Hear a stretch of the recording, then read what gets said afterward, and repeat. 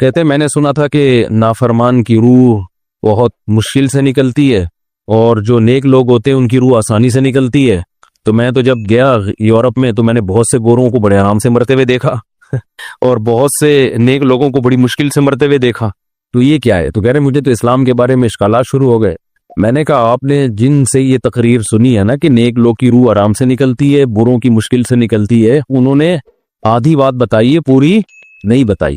میں نے کہا یہ تو صحابہ کے دور میں نے کہا اگر آپ حدیثیں پڑھ لیتے ایک آیت سے کبھی تھوڑی مسئلہ حل ہوتا ہے. آپ کسی کی ایک بات لے رہے ہیں، دوسرے موقع پہ جو اس نے تشریح کی ہے وہ آپ نہیں لے رہے.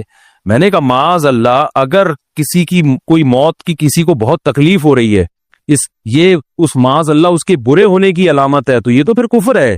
احادیث میں آتا ہے کہ آپ صلی اللہ علیہ وسلم کو موت کی تکلیف دوسروں سے زیادہ ہوئی ہے. آپ صلی اللہ علیہ وسلم فرمایا اوعکو کما یوعکو رجلان منکم، مجھے بخار میں اتنی تکلیف ہوتی ہے جتنی تم میں سے 2 آدمیوں کو ہوتی ہے. آپ پر جب بیماری آتی تھی نا، آپ کو تکلیف دوسروں سے زیادہ ہوتی تھی. اور امی عائشہ رضی اللہ تعالی عنہا فرماتی ہیں کہ نبی صلی اللہ علیہ وسلم کا سر مبارک میری گود میں تھا جب آپ کی روح نکلی ہے، اور آپ کی جو میں نے موت کی تکلیف دیکھی ہے، جس شدت میں آپ جس تکلیف میں تھے، اس کے بعد مجھے کسی کی موت کی جو آسانی سے کوئی دنیا سے گیا ہو نا، اس کے مرنے پر مجھے کبھی رشک نہیں آیا. رشک کا کیا مطلب؟ کہ بھئی یہ اتنی آسانی سے چلا گیا تو اس کا مطلب یہ زیادہ اچھا تھا، اور معاذ اللہ آپ صلی اللہ علیہ وسلم کے اعمال کم تھے، تو یہ تو ممکن نہیں ہے نا. کہتے ہیں مجھے کبھی کسی پہ رش نہیں آیا کہ آرام سے مر گیا تو بہت نیک ہوگا. ٹھیک ہے نا، بہت مشکل ہے سمجھانا. امی عائشہ فرماتی ہیں کہ یعنی امی عائشہ کی حدیث کا مفہوم بیان کر رہا ہوں کہ نبی صلی اللہ علیہ وسلم کی موت کے وقت جو تکلیف کی حالت تھی، اس کو جب سے میں نے دیکھا ہے، تو امی عائشہ کی بات کا خلاصہ یہ ہے کہ اب اگر میں کسی کو دیکھتی ہوں نا کہ آرام سے روح نکل رہی ہے، یعنی آرام سے مر رہا ہے، دنیا سے جا رہا ہے، تو مجھے اس پہ رش نہیں آتا کیونکہ بہت نیک ہوگا. کیا مطلب؟ اس کا نیک عمل سے تعلق بولتے کیوں نہیں ہے. لیکن ہمارے ہاں سارا مدار کس پر ہے؟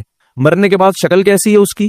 آڑا ترشا ہو گیا تو جہنم میں جا رہا ہے اس کا مطلب. اور اگر مرا ہوا ہے، دانت کھلے میں، ایسا لگ رہا ہے مسکرا رہا ہے، سیدھا کہاں جا رہا ہے؟ او بھائی، اگر خدا نخواستہ کوئی لکوے کا مریض تھا، کوئی فالج کا مریض تھا، وہ تو مرے گا تو اس کا تو بیچارے کا ہوگا تھوڑا سا چہرہ بھی ٹیڑھا ہو سکتا ہے، کچھ بھی ہو سکتا ہے، نیک لوگوں کا بھی ہو سکتا ہے. تو مدار کس پر ہے؟ اعمال پر. اور نیک لوگوں کو بعض دفعہ موت کے وقت ڈبل تکلیف دی جاتی ہے. ایک تو اس لیے دی جاتی ہے، یا تو اس لیے کہ کوئی گناہ ان کا باقی رہ گیا ہوتا ہے.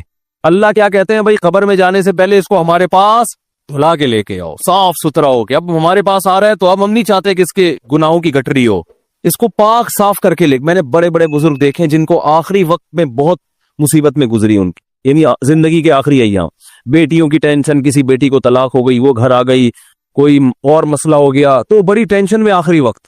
لیکن وہ زبان سے کیا کہتے تھے؟ شکر. کیا شاید اللہ تعالی ہمارے گناہوں کو معاف کرنا چاہتا. اولاد کی حدیث میں آتا ہے کہ انسان کو اس کی گھر والی کی طرف سے، اس کی اولاد کی طرف سے، اس کے جسم کی طرف سے تکلیفیں پہنچتی رہتی ہیں اور اس کے گناہ معاف ہوتے رہتے ہیں، حتی لقی اللہ طاہرا مطہرا، جب اللہ کے پاس آتا ہے نیٹ کلین، بالکل گناہوں سے پاک صاف ہو گیا. لیکن یہ تکلیف ہوتی ہے جس میں صبر کی توفیق بھی ملتی ہے، کیونکہ اللہ دے رہا ہے نا تکلیف، اور اللہ سزا کے طور پہ نہیں بلکہ کفارے کے طور پہ، تاکہ ہمارے پاس آئے تو صاف ستھرا ہو گئے. تو اس تکلیف میں پھر صبر کی توفیق، اس لیے علماء کہتے ہیں جس تکلیف میں صبر کی توفیق مل رہی ہے سمجھ لو یہ رحمت ہے. یہ کیا ہے؟ رحمت. یہ اللہ آپ کو بنانا چاہ رہا ہے کچھ. اب لوگ کہتے ہیں یہ والی تکلیف کی وہ والی کیوں نہیں آئی، یہ تو بہت زیادہ ہو گئی. تو بھئی اللہ سے کوئی نہیں لڑ سکتا، وہ جو دے رہا ہے وہ اس پہ صبر کرو. اسی کو کہتے ہیں تقدیر پر رضا، جو اللہ نے مقدر کیا ہے اب اس پہ کیا ہے؟ کوشش کریں گے، اللہ سے عافیت مانگے، اے اللہ ہمیں تکلیفیں نہیں چاہیے، ہم تو ویسے ہی کمزور ہیں، ایسا نہ ہو تکلیف میں اور ہی نافرمانی پہ نہ آ جائے. ہمیں تو خوشیوں بھری زندگی چاہیے، اور اللہ ان خوشیوں میں شکر کی توفیق دے کے گناہ معاف کر دے. ٹھیک ہے نا؟ جیسے لوگ حکیم کے پاس جاتے ہیں، حکیم صاحب کے پاس 2 طریقے ہوتے ہیں علاج کے. ایک طریقہ تو یہ کہ بھائی یہ کڑوی گولی ہے، 2-3 کھاؤ گے فٹ فاٹ ہو جاؤ گے، اس میں یہ بھی پرہیز، یہ بھی پرہیز، یہ بھی پرہیز. اور ایک طریقہ ہوتا ہے بھائی دودھ جلیبی کھاؤ، علاج لمبا ہو جائے گا، لیکن وہ دوا میں کیا ہے؟ دودھ جلیبی. تو آپ کہتے ہو بھائی یہ دودھ جلیبی والا مجھے دے دو، ٹھیک ہے لمبا علاج کروا لوں گا، فائدہ دیر سے ہوگا، لیکن میں یہ کریلے کا جوس نہیں پی سکتا. تو ہم نالائق لوگ ہیں، شکر سے بھی انسان کے ترقی ہوتی ہے. تو اللہ سے یہ مانگنا چاہیے اللہ ہمیں نعمتیں دے، تکلیفوں سے بچا اور شکر کی توفیق دے تاکہ ہمارے درجات بلند ہو. تو شکر کے بھی تو بڑے فضائل ہیں نا. تو مانگنے تو کیونکہ عبدیت اور غلامی کا تقاضا یہ ہے کہ اللہ سے عافیت مانگی جائے, لیکن اللہ تکلیف دے دے تو اس پہ صبر. تو ہمارے نبی صلی اللہ علیہ وسلم کو ہاں یا تو اس لیے تکلیف ہوتی ہے گناہ معاف, یا اس لیے کہ درجات بلند. اللہ چاہتا ہے کہ بھئی یہ دنیا آزمائش کی جگہ ہے, جب آخرت میں آنا تو اتنا تجھے نوازوں. تو ہمارے نبی صلی اللہ علیہ وسلم جنت میں آخرت میں سب سے اعلیٰ مقام کس کا ہوگا؟ سید الانبیاء محمد صلی اللہ علیہ وسلم, حضرت آدم سے بھی زیادہ, نوح علیہ السلام سے بھی زیادہ. تو اللہ نے فرمایا کہ آپ کو پروٹوکول دینے کے لیے آخری جو اب آپ کا آخرت کا سفر ہے نا, اس میں مادی تکلیف آپ کو دوسروں سے زیادہ دی جائے گی. یہی وجہ ہے کہ حضرت فاطمہ رضی اللہ تعالی عنہ آپ کی چہیتی بیٹی, جب انہوں نے آپ صلی اللہ علیہ وسلم کی اس تکلیف کو دیکھا نا, جو موت کے وقت تکلیف تھی اور جو بخار کی شدت تھی, واہ کرب ابتا, فرماتی تھی ہائے میرے والد کا کرب. بہت زیادہ غمزدہ ہو گئی ان کو دیکھ کر کس قدر تکلیف میں ہے. تو آپ صلی اللہ علیہ وسلم نے فرمایا لا کرب علی ابیک بعد اليوم. کیسے تسلی کے جملے. اپنی بیٹی سے فرمایا ہے فاطمہ تیرے باپ پر آج کے بعد کوئی تکلیف, بولو لا کرب علی ابیک بعد اليوم. اس میں بھی آپ صبر کا پہلو تلاش کر رہے ہیں, شکر کا. بس یہ اللہ کی طرف سے آخری ہے. آج کے بعد اے میری بیٹی تیرے باپ پر کوئی تکلیف. اپنی بیٹی کو بھی تسلی دے رہے ہیں کہ غم ہلکا کر, بس یہ اللہ کی طرف سے آخری ہے, آج کے بعد کوئی تکلیف نہیں ہوگی. تو ہمارے ہاں وہ بیچارہ تکلیف سے جا رہا ہے, تو یار دیکھا آ گیا نا سامنے, لگے یہ دیکھا, ہم تو کہتے تھے بندہ ہی 2 نمبر ہے, اب آ گیا نا. تو دیکھو کیسے مر رہا ہے.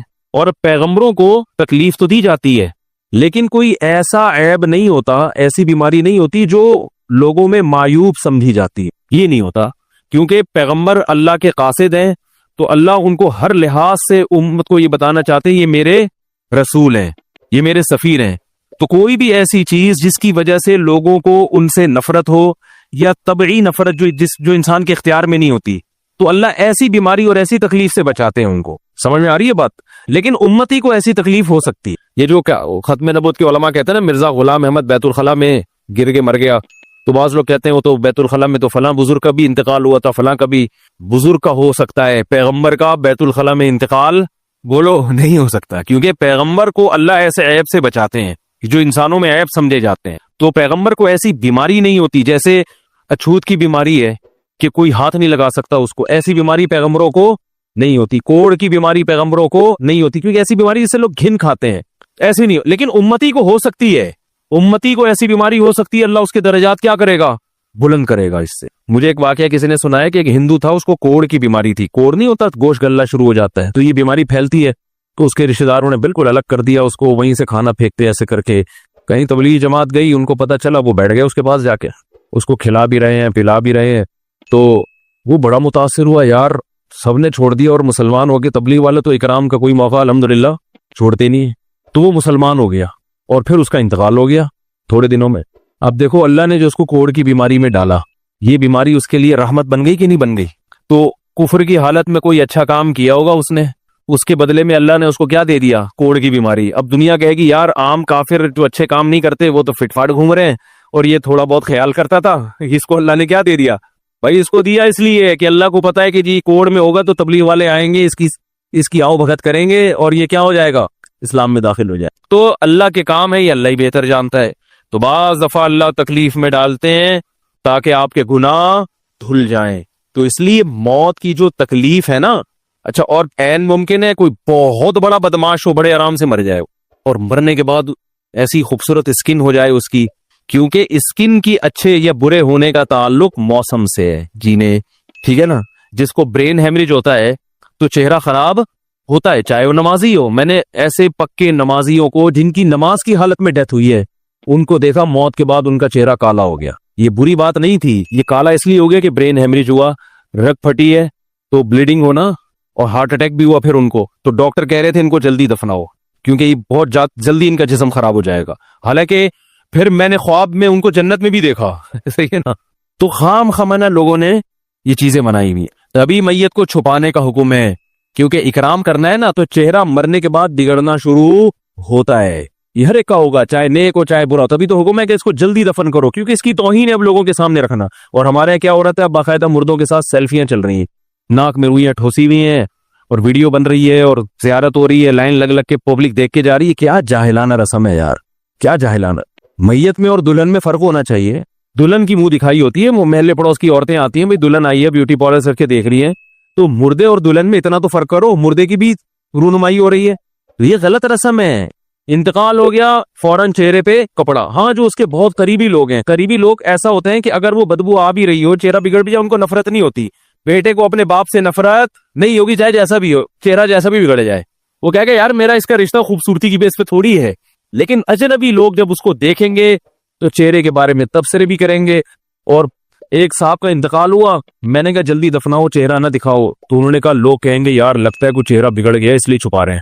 میں نے کہا اب تو اور چھپانا چاہیے, اس لیے کہ جس کا بگڑ جائے اس کو تو چھپائیں گے تو پھر لوگ یقیناً کہیں گے بگڑا ہوا چہرہ ہے.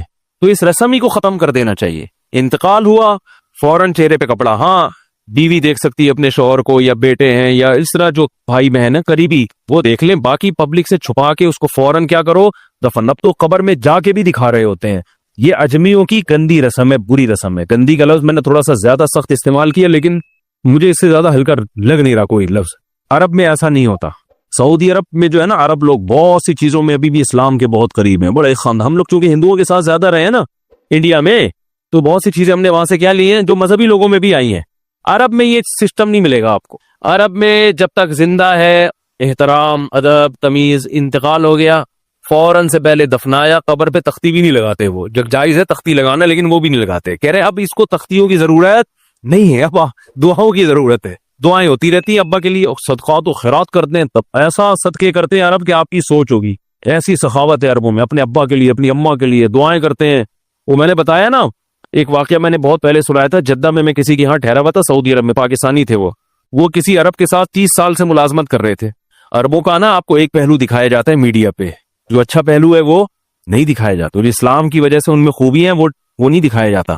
تو ایک عرب شیخ تھا جس کی, ہاں یہ ملازم.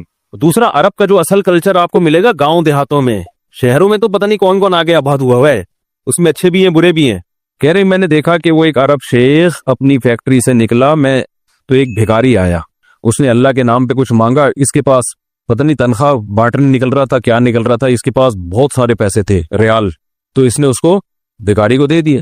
بھیکاری کو جیسے دیے, بھیکاری نے, اچھا یہ عرب بھی 80 سال کا بڈھا, تو اس بھیکاری نے اس کے عربی کے ماں باپ کو دعائیں دینا شروع کرتی دل سے نا. وہ پاکستانی تھا, وہ ہوشیار, دعائیں دی, اللہ کرے تمہارے ابا کی مغفرت ہو جائے, اللہ کرے. تو وہ عرب کو اتنا اچھا لگا, اس نے اور دے دیے. پھر وہ شروع ہو گیا, اللہ کرے تمہارے ابا وہ پھر اور دیتی. کہہ رہے اتنے پیسے اس بھیکاری کو دے دیے. میں نے کہا یار یہ تو لاکھوں پتی بن گیا ہے, سارے پیسے ختم ہو گئے اس کے پاس, اور وہ گھنا دعائیں دیتا جا رہا ہے. وہ جو گھنا تھا نا وہ کیا کر رہا ہے, وہ بھی گھنا بن کے طبیعت سے دعائیں دے رہا ہے. وہ رونا بھی آ جاتا ہے پاکستانیوں کو, آپ کو پتا ہے. تو کہہ رہے وہ چلا گیا, پیسے ختم ہو گئے. اس عربی نے کہا اگر یہ میرے پاس اور بھی پیسے ہوتے نا, یہ دعائیں دیتا رہتا میں پیسے. بعض ایسے جذبات ہو جاتے ہیں نا انسان کے کہ اس کو لگتا ہے کہ شاید یہ دعا قبول ہو رہی ہے, بعض دفعہ ایسی کیفیات آ جاتی ہیں انسان کے اوپر. تو وہ پاکستانی تھے جنہوں نے مجھے واقعہ سنا. کہہ رہے ہیں یار ان کے اندر کوئی ان کے قریب رہے نا تو بعض چیزیں ان میں بڑی خاندانی. عربوں میں ماں باپ کا بہت احترام ہے, بہت. جتنے کسٹمر کے ساتھ بدتمیز ہوتے ہیں نا, باپ اور ماں کے ساتھ اتنے ہی اچھا سلوک کرتے ہیں. ایسا نہیں ہے جیسے زبان چلا دی اور یہ کر دیا. باپ بیٹھا ہوگا, سب چپ کر کے آرام سے بیٹھے ہوں گے کہ باپ یہ بول بیٹا رہا ہے. ہمارے یہاں بیٹا باپ لگ, میں تو لوگوں سے پوچھتا ہوں یہ پہلے کیوں, کہ مجھے ایسا لگ رہا ہے آپ کا بچہ آپ سے پہلے پیدا ہو گیا, یعنی وہ باپ بنا ہوا ہوتا ہے. ٹھیک ہے نا, باتیں ایسے کر رہا ہوتا ہے کہ جو بیٹا ہے وہ باپ لگ رہا ہے, جو باپ ہے وہ بیٹا لگ رہا ہے. تو خیر کہاں سے کہاں بات چلی گئی, کیا بات کر رہا تھا. ارے یار یہ تو موضوع کو کوئی پکڑ کے رکھے, یہ بہت بڑی جاہل پیر کی بات تو میں نے شروع کی تھی, شیطان ہوا وغیرہ سب ہو گیا. ہاں یہ بات چل رہی تھی کہ موت کی تکلیف اگر کسی کو ہوتی ہے, میں یہ بتا رہا تھا کہ اسلام کی باتیں اللاجیکل بات اسلام نہیں کرتا. ہاں مذہبی لوگ بعض دفعہ ایسی باتیں کر کے لوگوں کو بیوقوف بنا دیتے ہیں, قرآن کی آیتوں کی غلط تفسیر کر لیتے ہیں کہ بھئی وہ اتنی تکلیف سے مرا, اس کا مطلب وہ جہنم میں جائے گا, وہ نیک آرام سے مر گیا. تو یہ قرآن و سنت سے ملتا ہے کہ نیک لوگوں کو موت کی تکلیف بہت دفعہ ہوتی ہے, زیادہ بہت دفعہ نہیں بھی ہوتی. اب یہ نہیں کہ کوئی آرام سے مر گیا تو آپ کہیں سیدھا جہنم میں گیا, اس کو تو تکلیف ہی نہیں ہوئی, یہ بھی ضروری نہیں ہے. ٹھیک ہے, اس کو بولے یہ اللہ کی رحمت ہے, اچھا گمان رکھنا چاہیے نا کہ بھئی یہ اللہ نے پہلے ہی دھلا دیا اس کو. تو یہ جو موت کی تکلیف جس کو قرآن میں آتا ہے نا کہ برے لوگوں کو موت کی تکلیف ہوتی ہے, وہ روح نکلنے کی ہے, کہ جب عالم برزخ کی طرف روح جاتی ہے اور اس کو برزخ کی چیزیں نظر آنا شروع ہوتی ہیں, تو پھر روح چاہتی نہیں ہے کہ میں جسم سے جدا ہوں, لیکن فرشتے اس کو کھینچ کے نکالتے ہیں. تو یہ عالم برزخ کی چیز ہے، اس کا اس مادی زندگی سے تعلق نہیں ہے. مادی زندگی میں تو کسی کے یہاں گولی مارو گے نا، ٹھا کر کے گئی نکل گئی مر گیا، اور کسی کو کیما بنا کے مارو گے تڑپا تڑپا کے تو تڑپ تڑپ کے مرے گا وہ. مادی زندگی میں کسی کو آگ میں پھینکو گے تو جل کے مرے گا، چاہے نیک آدمی ہو. اور کسی کی گردن اڑاؤ گے تلوار سے تو 1 منٹ میں کیا ہو گیا، ختم. لیکن جو اس کی روح نکل رہی ہے، خدا کے پاس جا رہی ہے، وہ منظر نافرمان کا بہت ہی بھیانک ہوتا ہے. اور نیک آدمی کی روح ایسے پرواز کرتی ہے، وہ اس کی تکلیف ہے. اور اس پہ میں ایک واقعہ بھی سنا چکا ہوں، دوبارہ نہیں سناؤں گا، کہ کیسے دنیا میں بھی اس کے مشاہدات ہوئے ہیں لوگوں کو، کہ کیسے ان کو آخرت کی چیزیں نظر آنا شروع ہو گئی اور وہ باتیں کر رہے ہیں، باقاعدہ بتا رہے ہیں فروح و ریحان و جنت و نعیم.